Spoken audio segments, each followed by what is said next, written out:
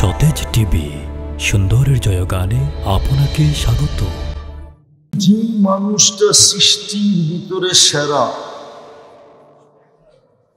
সৃষ্টির ভিতরে সবচেয়ে সুন্দর, সৃষ্টির ভিতরে সবচেয়ে সুন্দর গঠনের অধিকারী, ভালো মতে কিন্তু, তাইলে ওই মানুষটা উদ্দেশ্যহীন হয় কি করে? যেই মানুষটাকে পুরা দুনিয়ার আধিপত্য উঠায়া দিলেন, মালিক বানায়া দিলেন, নাইলে এই জমিন কার বাবার তৈরি? কে তৈরি করছে? তাইলে আপনি মালিক হলেন কোত্থেকে?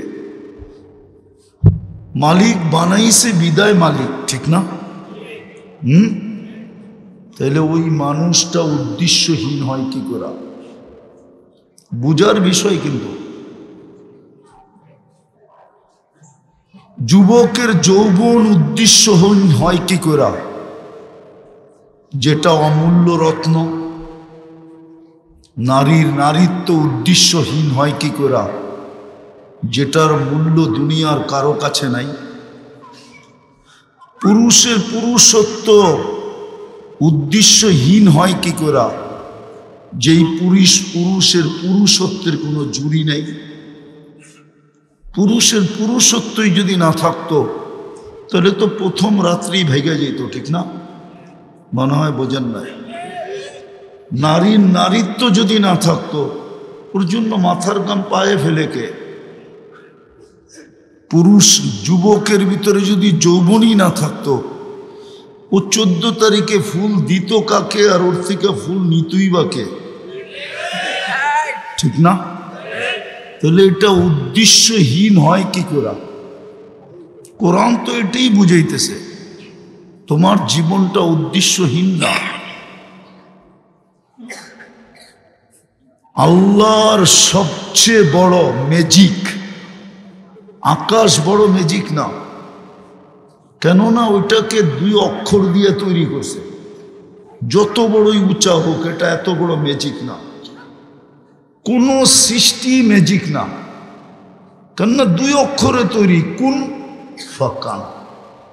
মানুষই সবচেয়ে বড় ম্যাজিক, কেননা এটাকে কুদরতি হাত দিয়ে বানাইছে।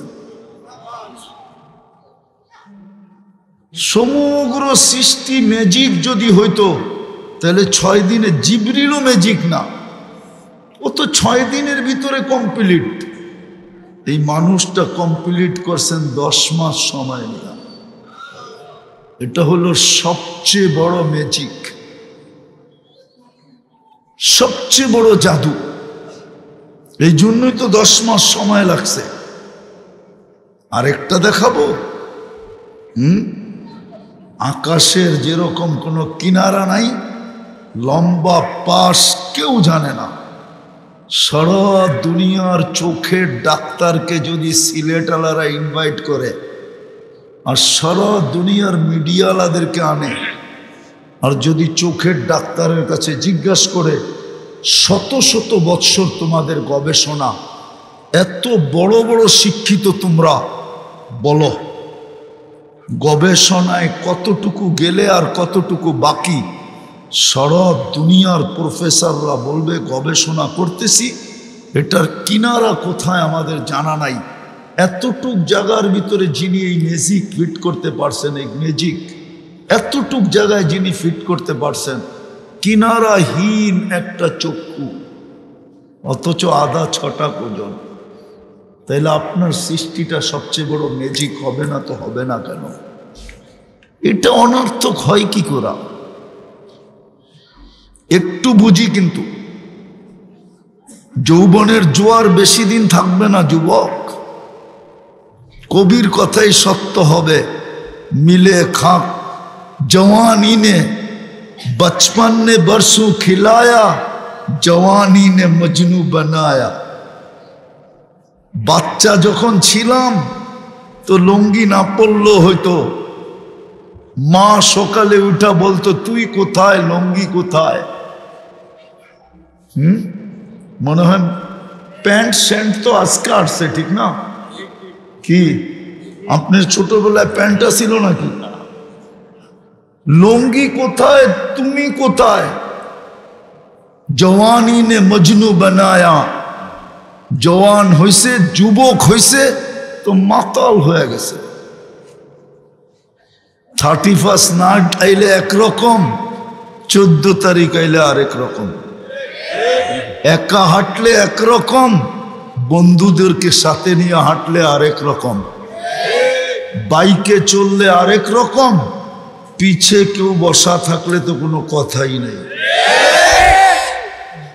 বাংলা তো বলতে পারি না, ঢাকায় বাংলা বুঝবেনও না আপনারা, নাইলে যুবক বইলা দিতাম, পুরা মালই মনে হয় মাথায় উঠা যায়। যৌবন বেশি দিন না, जवानी ने मजनू बनाया, बुढ़ापे आके फिर क्या क्या सताया। দেখাই দিলাম, রাগ হইলে করার কিছু নাই। বুড়া হওয়ার পরে তখন বোঝা যায় উঠতে কেমন লাগে, বসতে কেমন লাগে। একদিন তোমারও লাগবে, বিদায় তুমি উদ্দেশ্যহীন না। লম্বা করার সুযোগ নাই, আমার গাড়িও ধরতে হবে। এই জন্য বুঝাইতে চাইতেছি, মানুষ উদ্দেশ্যহীন না। ওই উদ্দেশ্যে পৌঁছার জন্য আল্লাহর বিরাট বড় ইহসান। এই জন্যই কোরআন চিৎকার দেয়, আহসিন কামা আহসানাল্লাহু ইলাইক। আল্লাহ চিৎকার দিতেছে, আমি তোর উপরে দয়া করছি, তুইও তো আমাকে একটু কইরা দেখা। উদ্দেশ্যে তোকে পৌঁছানোর জন্য আমি মুসলমানের ঘরে তোকে অস্তিত্ব দিছিলাম, কিন্তু আফসোস তো এখানেই, জন্ম তো মুসলমানের ঘরে, কিন্তু ইসলামের তো রং আমাদের ভিতরে নাই।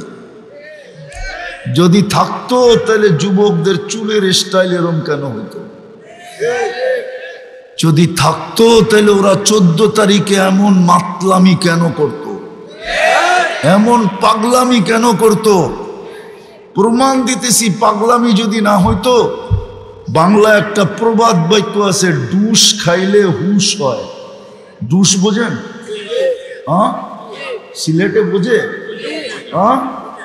বারবার শেখ খাওয়ার পরেও 14 তারিখে ফুল কি করে দেয় জিজ্ঞেস করেন তো। সব শেখ খাওরা চেহারাই বলে, আমি ওলিও না আবার খালিও না, কিন্তু হাত ধরে উঠায় দিমু যে কয়বার খাইছে, ও বিশ্বাস করতে হবে যে এতবার খাইছে। বারবারই তো ডুস খায়, উস তো হয় না, হুস তো হয় না। মেয়েরাও তো খায়, ছেলেরাও তো খায়, ঠিক না? হুস হয়? তাহলে প্রবাদ বাক্য কই গেল? মুসলমান তো তোমাকে বানাইলেন উদ্দেশ্য যেন সহজে পূর্ণ হয়, নাইলে মুসলমানের ঘরে কেন জন্ম দিবেন? কিন্তু রং তো নাই। উম্মতে মুহাম্মদী বানায় তো ভাগ্য খুলা দিলেন। বুঝবেন কি বুঝবেন না দেখি, বোঝেন কি না? এক রাত্র 83 বৎসর 4 মাস। কয় রাত্র? কয় রাত্র? কয় ঘন্টা? 20 ঘন্টা।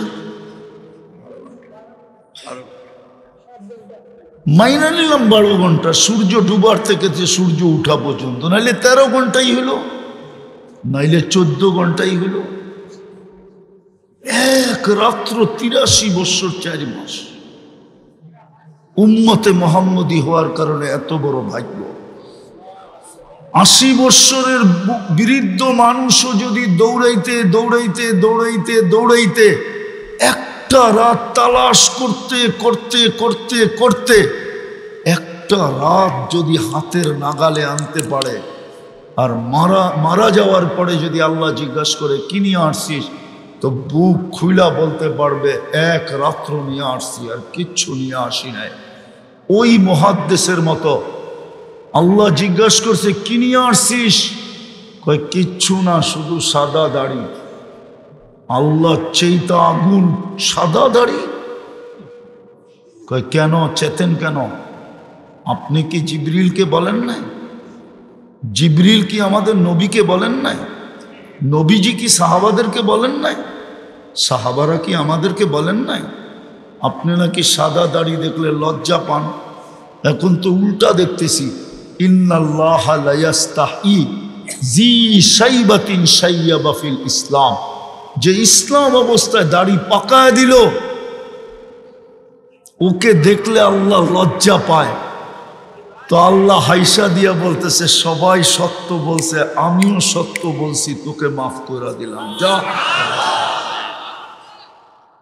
তো যে 80 বৎসরে খুঁজতে খুঁজতে খুঁজতে খুঁজতে টোকাইতে টোকাইতে দৌড়াইতে দৌড়াইতে একটা রাত ধরল,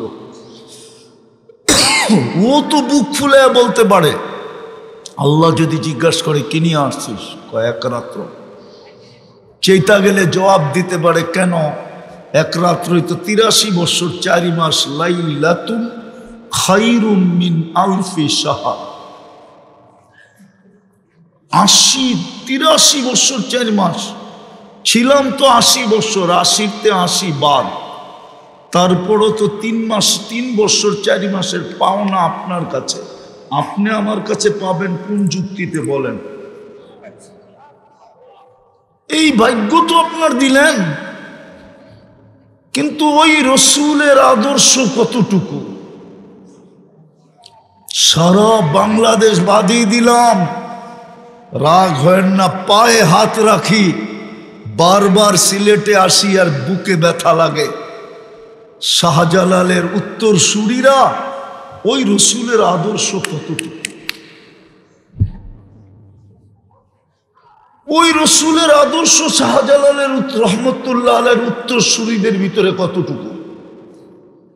যে দুনিয়াকে তাক লাগায় দিছিল, যে নৌকা না থাকুক না থাকুক তাতে কি আসে যায়, তুই আমার গতিরোধ করবি, জায়নামাজ বগল তলে আসে, বিছায়া নদী পার হয়ে গেছে। নবীর আদর্শ কতটুকু?